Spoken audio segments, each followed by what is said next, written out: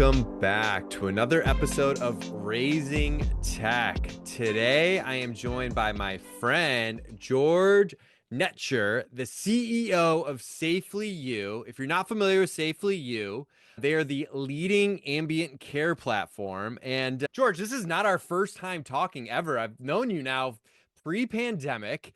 We met together at a provider in the great state of Tennessee. I don't want to name them, but it's just been awesome to see all the awesome stuff you've been able to do in that short period of time, all the impact you guys have been able to have on the industry. And I think when I think of like leading technology vendor companies, like you guys are top three easily, if not the first one. So it's been awesome getting to know you. I'm excited to jump into some things today, but thank you for making some time here today. Thank you for having me. Yeah, I think we go back. You really develop a special relationship when you're doing the conference circuit together, and we were both building our companies and working hard and doing everything we could to do something important. And so definitely enjoyed just getting to know you over the years. For sure. And like, unlike you, I sold out, but I'm glad to see you guys are still going after it. So that's awesome. That's awesome. And so, George, I always find it really interesting because you have a deep background in AI. And I like even thinking back to my own conference circuit, attending all these things, like you're the first person I think I heard speaking about it well before 2020. And I know you came from like one of the top research labs in the country and around AI. My first question for you is here. Can you just share a bit about your journey and how your expertise shaped your entrepreneurial journey? And I'm going to give you the okay to brag a little bit here because I know you're very modest when it comes to this sort of stuff. Yeah, thank you. I'll try to do the humble brag maybe. So I had good fortune of getting accepted everywhere back in the day for computer science PhD and turned down Stanford, MIT, Harvard, and went to Berkeley, which not everybody knows is tied for number one. It's really Berkeley, Stanford, MIT are number one AI research labs. And so I joined the Berkeley AI Research Lab in 2014, really with just the goal of, hey, all the women on my mom's side have had Alzheimer's disease. My mom's, we know she got the test. We knew she was genetically predisposed. I've got this 10-year window to try to build what I want for my mom. And so it's just like, there's got to be some way. And it might not have made it into the senior living circles yet, but in 2014, we basically passed this big inflection point in 2012. And so in 2014, in the AI community, everybody was looking at, oh, wow, we are really on a new level now. And so things like self-driving cars are potentially possible, like all these different, we've got this shiny new tool in deep learning was basically the thing that changed everything back in 2012. People saw how powerful deep learning would be. And so now they're applying it in all sorts of different ways and see Amazon Alexa with speech and all these different ways where we're trying to recognize patterns and do things that we might have thought were human before. Wow. Yeah, it's pretty cool to know that. And I don't think a lot of people can say that they turned down the places that you mentioned. I think those are just some small community colleges around the country, something like that. Different Great culture. schools. Yeah, yeah. And it's not a surprise to you or me or anybody listening to this that has any familiarity with technology within senior living. AI is a major buzzword right now. I think we would agree that not all AI is created equal. And I'm wondering from like your perspective, what truly defines artificial intelligence in senior living versus just smart automation or marketing fluff? Honestly, at this point, even if you ask like the Berkeley faculty that, the term AI is really hard to bucket. So don't feel bad if you're lost. I think the term AI is marketing fluff at this point, and it's really hard to like, is it just, can you call basic like trending and analytics AI at this point? We used to call AI like what is now called AGI, like artificial general intelligence, trying to actually give like common sense to machines. But what I would basically call AI at this point is like anything that you like would have 10 years ago thought you needed a human to do. So like recognizing speech and now on the generative side, creating things like job descriptions or things like that. So that's my hand wavy definition, but that's the one that I use. Yeah, it's one of those buckets that's got so many buckets within the bucket and probably even more buckets and pools associated with it. So it's hard to just, and there's so many times I talk to even some of our clients that say, we want to use AI. And I'm like, what do you want to use AI for? And they just don't have that answer quite yet. So it's interesting to see how it's really overtaken, not even just this industry, but I think everywhere as a whole. Gen AI versus what is AI? I think people don't necessarily know. Hey, it's Chat GPT and what's the difference between some of these things, which obviously have come a long way since we had the Chat GPT moment a few years ago. Yeah, it's been amazing. I'm doing a talk at a few conferences about AI and walking through how there's been a lot of stuff with AI over the last even like 50 plus years, right? And like it's all of this to build up to be an overnight sensation and like what that can do for us and like how we're using that, right? I think if I were to say that senior living was a laggard when it came to technology, you would not be surprised at that comment. But I'm wondering, like, in your thoughts, even within SafelyYou, outside of SafelyYou, like, why do you see implementing AI as a necessity for senior living? There's just a ton of opportunity. Like it's a necessity for every industry right now, but particularly those industries where labor is the big challenge, right? If we just don't have enough people, we need to help people be more efficient and effective. One of the big opportunity with AI right now, though, I will say, is more on the like knowledge workers, white collar worker side, because the way all these tools work is like from training on data, you can produce outputs. And it's really hard to have enough data in places that are like physical work. So it's hard for us to, I think we'll have stuff in robotics in the future and things like that. But the tools we're getting right now are really more about helping level up the back office, the corporate office, things around marketing, things around accounting, where kind of I think the big opportunity that providers and operators should be thinking about today is like anytime you should never be creating something from scratch. Like the workflow of today is that you should be editing, not creating. So like you should, if it's a job description, you should have something created for you first and then fine tune it. If it's marketing content, if it's like any one of these things, if you're working in an Excel sheet, instead of creating the formula yourself, you should be able to work with a co-pilot and say, hey, create me a formula that does XYZ thing. And that should be your workflow. And then you should be able to be much more efficient and effective in that way. Yeah, that's what I see too. It's like the short-term opportunity for AI is like, how does an individual just get that much more productive, right? Like, how are you using that? I love how the analogy you use of you're not creating anything from scratch, right? Like, even just looking at my own workflows, I have to present on it and was doing the time saved and like each week in terms of like meeting notes, marketing collateral, random ideas. I'm saving like 20 to 25 hours per week. So I'm automating the mundane, elevating the meaningful, which is definitely a saying I got from Matt GPT that I've been building up here over the last year or so. But it's really amazing to see of what that can do and how that can just be make me be that much more impactful as an individual. I think like the at the enterprise level and right and like working across multiple people with varying appetites for things like this is that's where like some we're trying to figure some of this stuff out. But it's interesting to see of how that's taking place and changing weekly almost. And Totally. And I yeah. would say that senior living may have been a bit behind, but for that, there's an opportunity to leapfrog, where it's like if you think about hospitals or other parts of the care continuum and technologies like SafelyYou, they may have gone and like implemented systems that weren't able to bring the level of intelligence that we can bring today. And so I think like those systems weren't necessarily designed with it as AI first, and now they're trying to strap it on afterwards. Versus companies like SafelyYou were built AI first, which means that it's the idea was there from the beginning that we could recognize all of these complex patterns and give insights to a senior housing operator that they would have never had before. And there is just like a limitless amount of opportunities there, from starting with falls and when somebody went to the ground and doing it with really high accuracy to doing a lot more than that. And I think that it's almost like the imagination is the limit. And then being able to ask the questions in the right way, which I do think we have a way to go in this industry in terms of like how we vet technology and talk about outcomes, and the way we go about thinking about AI is just different from the way that we might think about other technology. Yeah, it's a good call. And I know we'll get into that here in a little bit of like how to evaluate some of those AI solutions. We've mentioned SafelyYou, a couple times here. And, I know many people know SafelyYou for fall prevention, but you've expanded far beyond that. And I'm wondering like what are some of the other impactful ways AI is enhancing senior care today? Yeah.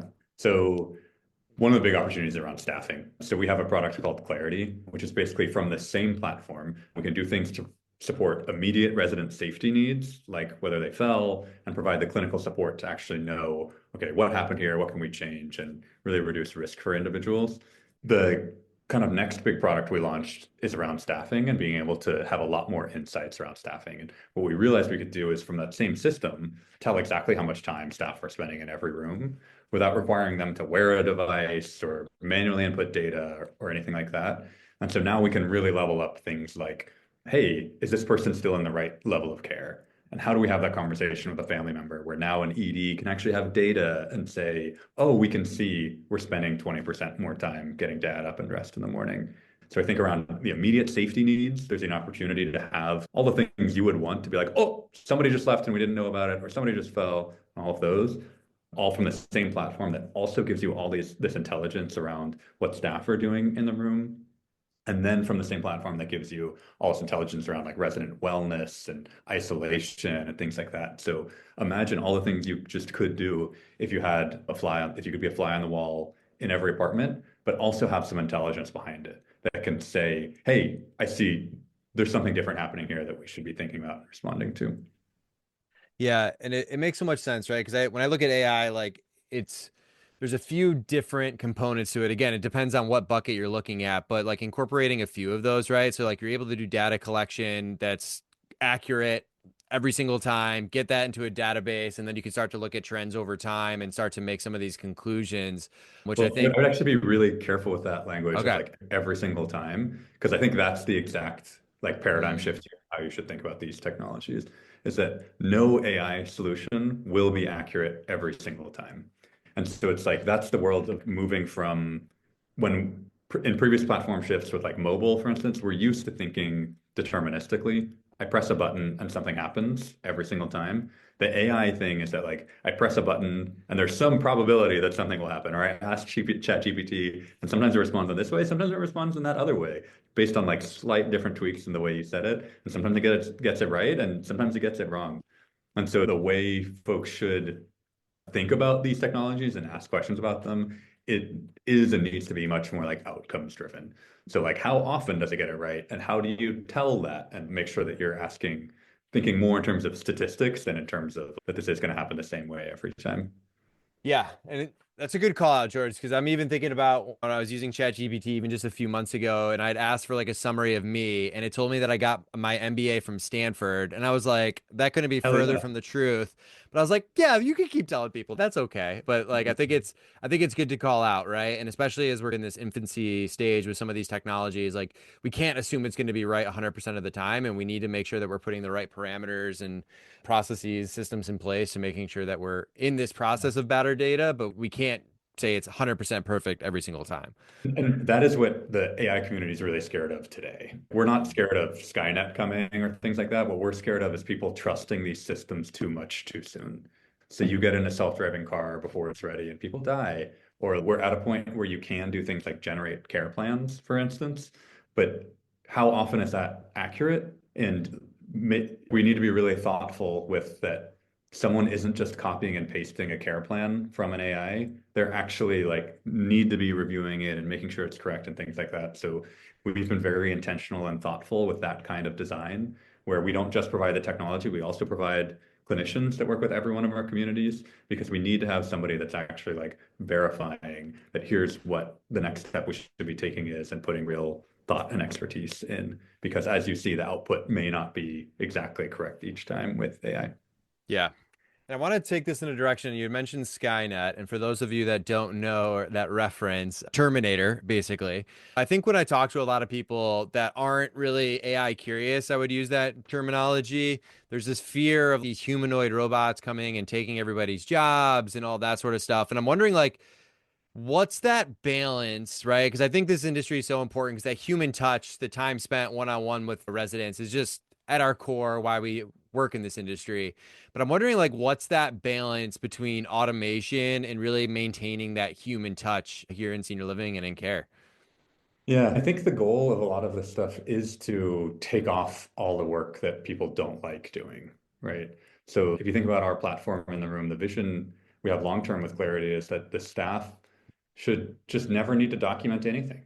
You go into a room, you spend time with a resident, you do your job, and you don't need to spend time manually inputting data or anything like that. And then you have something that prompts you when it's, oh, I forgot to give someone their meds when I was supposed to, or things like that, right? So it can be much more like proactive, and instead of this industry can be so after the fact and punitive and things like that because something didn't happen that was supposed to. Now we can have like tools that ride alongside people and can help them at various stages in their journey. So I think the right balance is don't force it, but there are opportunities and lean in and all of that, because there are ways that we will just keep being more efficient and effective. But also just make sure that you're asking the right questions when you're vetting, thinking about outcomes, and because there's a lot of stuff that can one of the challenges in AI is it is really easy to like cherry pick results. Like I can create something in a weekend that can like make it look like I can do something, but I might have been able to do it once and I can create a video that looks like it works, but does it happen consistently? And I think that's a lot of the battle here. Yeah, so we talk about evaluating those AI solutions. I'm wondering, like, senior living operators that are looking at some of these, right? Like, what are the questions they should be asking to cut through that noise and identify true innovation? Yeah. So first I think one of the things you and I both know is that because this industry doesn't have like CTOs or CIOs for the most part, we in this industry have a very kind of vendor-driven innovation model, but not every innovation that this industry needs necessarily supports the whole company. And so I think the first thing I would say is start with the problem you're trying to solve. Because it's really easy to go to a conference and be like, wow, there's all these amazing things, but I think what every good operator does is, okay, what are really my priorities for the year and what are the things that I'm focused on? And then there's tools that can provide that in various ways and all of that. The other thing I would say is that is to basically you need to evaluate based on outcomes. So in the AI world, you move from evaluating based on inputs to evaluating based on outputs. So you shouldn't be looking at, okay, what are all the features that something has? Because it's not that hard to add a feature, but have it not work that consistently. And then you're setting your team up for disappointment and frustration and all of that. So you really need to evaluate based on outcomes. And you need to think about what's the appropriate sample size to have you feel conviction. So if you need something to happen correctly 99% of the time, then you need at least 100 samples to see that it happens 99 out of 100 times. So we'll do things like when we pilot, hey, what are we trying to prove here? And maybe we need at least 100 residents involved for this period so that we can see this kind of outcome data. Yeah, it So makes you sense. have to think in that way, which to the credit, I think most folks in the senior living industry do already think in that kind of way. I like to pilot things and make sure that we're seeing all the things we want and things like that. Yeah, and I think to your earlier point about a lot of these provider groups not having that CIO, CTO, and it's even been interesting in my own journey where now at Parasol, like that is definitely something that we do. And it's funny from my perspective to come from this tech vendor side. And I could tell in the providers I talk to in terms of like their tech strategy, whether if, as a salesperson, if I could dictate that for them and almost give them that golden spoon opportunity syndrome, whatever you want to call it, or if they were more the providers that had a problem and then we're seeking vendors for that and being very intentional about how they were going through that. And I think a lot of the time, to your point, they go to these conferences, they get wined and dined by charismatic, awesome people such as myself. But it's funny how that acts. And I think to your point of figuring out what that can look like and solving for those problems and what are those outcomes will really set them up for success. And we're talking about those outcomes like, and I think a lot of the times for a lot of these AI solutions, when you're talking to providers, again, their specialty is care and experience. Some of the technology verbiage is going over their heads. But like when you think of those outputs or those outcomes, like how can providers really assess the effectiveness of some of these AI solutions? And are there any metrics they should be looking for in terms of this? Yeah. So I think it's a great point. And how many times have you and I seen companies get burned, right? Where like you invested in a solution and then 3 years later they've pivoted out of the industry or it didn't work in the way you expected or the company didn't work out or things like that. And so it is really tough to see that happen. So I think the first thing I would say is just work with trusted partners. If you're going to make a big investment here and you want to be able to see that investment grow over time.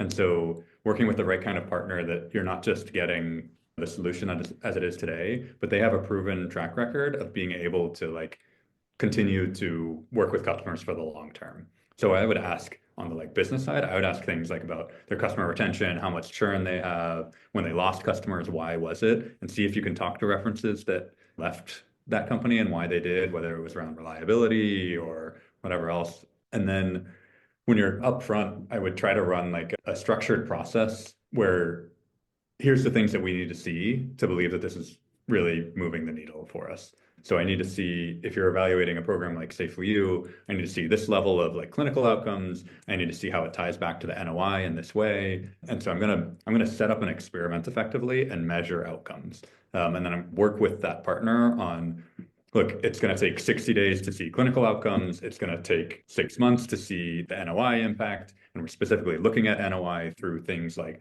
length of stay. We'll show an average 4 month increase in length of stay. And so we want to go every time, show that for our customers that you're going to see these outcomes and you should hold us accountable to it. Because we would never do something that, like, my mom is getting the program right now. And it's like, we would never release something that wasn't like something we wanted to use personally. And we're going to hold ourselves to that standard that if we miss a fall, that could be my mom. And I like Mm. spend time training our teams that that video could be my mom that's on the other side of the video. And so set the outcomes measures you care about and then hold us accountable to it. We all should be delivering on this because this is really important work. Yeah, and you talk about some of those outcomes and even some of the stuff SafelyYou has done. And I'm wondering, and I've seen like some awesome case studies you guys have put out recently. Is there any, whether you want to highlight one of those case studies or some of those real world examples of how SafelyYou AI is really transforming an operator's ability to improve care or operational efficiency? Yeah. So I think a lot of our journey was going from having just amazing fall outcomes, which we will show again and again that we will reduce falls by about 50% on average, sometimes a lot more. And we will reduce emergency room usage by about an order of magnitude on average. And it's important to say, again, like use that language on average because there will be obviously some variance. And I think that's a lot of what can be lost. And a lot of where I've seen companies that we used to compete with fail is that they would market their like best case result and then you're setting every customer up for disappointment, right? That then they try that, they're not seeing the best case surprise, and then they're like, this thing doesn't work as well. And most of our business comes from current customers expanding the system, and we're all about earning the right. And it's like those are the kind of questions you should be asking of, does most of your revenue come from new logos or does it come from current logos expanding the service, and how many places are you fully rolled out with and things like that? Because that shows that it's like they tried it, they had conviction, grew over time. And so coming back to your point, a lot of our journey was in the first 60 days, we would show those clinical outcomes really clearly. But then if you're thinking about putting this across your portfolio and not just taking it to the places where you think you can afford it or things like that, you have to be able to show really hard ROI associated with it because it's like there's a lot of other things people could be spending hard-earned dollars on, and we care a lot about accessibility and affordability. And so if you're going to be spending money on this, it has to very clearly move the business forward.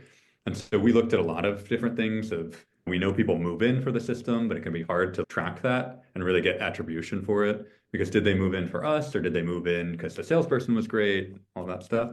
We know folks get liability premium reductions from our work. One of the REITs we were with told us they carry the GLPL for their operators and told us they got a 19% reduction in their liability premiums, which is amazing. And it takes a lot of time showing outcomes to get that data.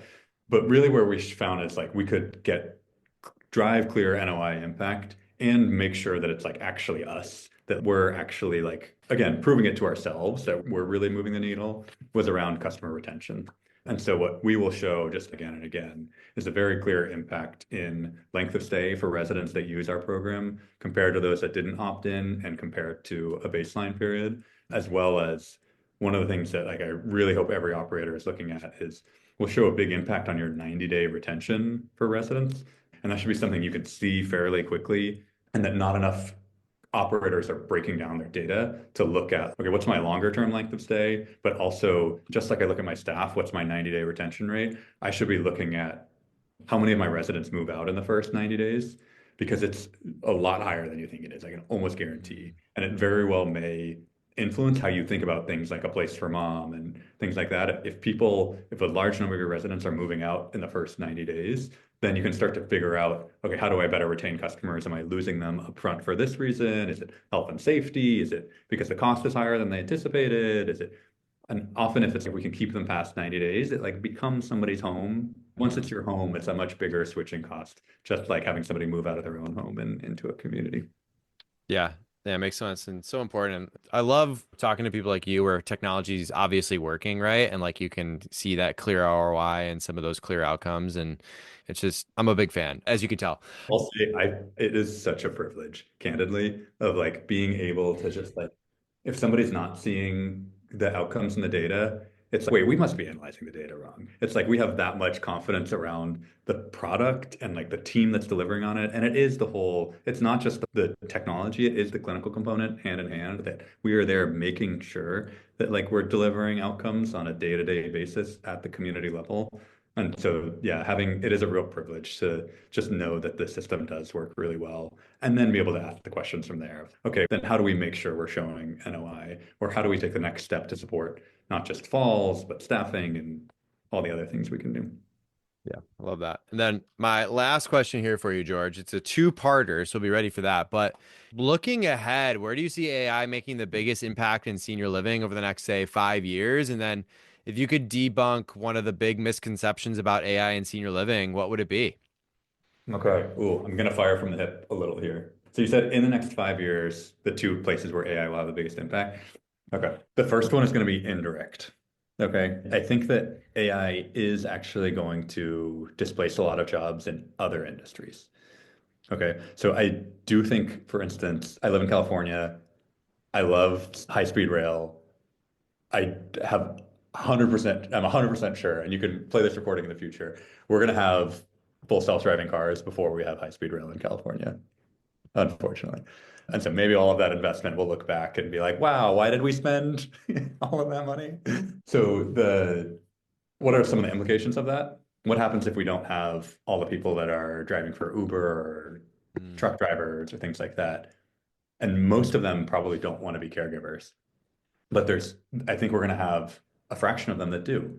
And I think that a lot of the labor challenges that this space faces are actually the jobs that are like the hardest to replace. Where you're like high degree of like social connection, high degree of like hands-on personal touch.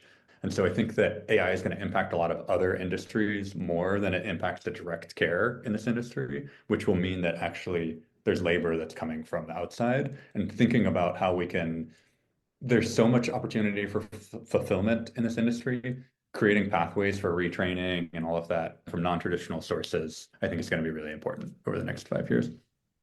I think the other place will be obviously the things that I spent time just obsessing about is like companies like SafelyYou, where I do think we're doing so much driving in the rearview mirror today that we're going to look back in 5 years and be like, wait, what? I didn't have a way to know like where my staff are spending their time in a day.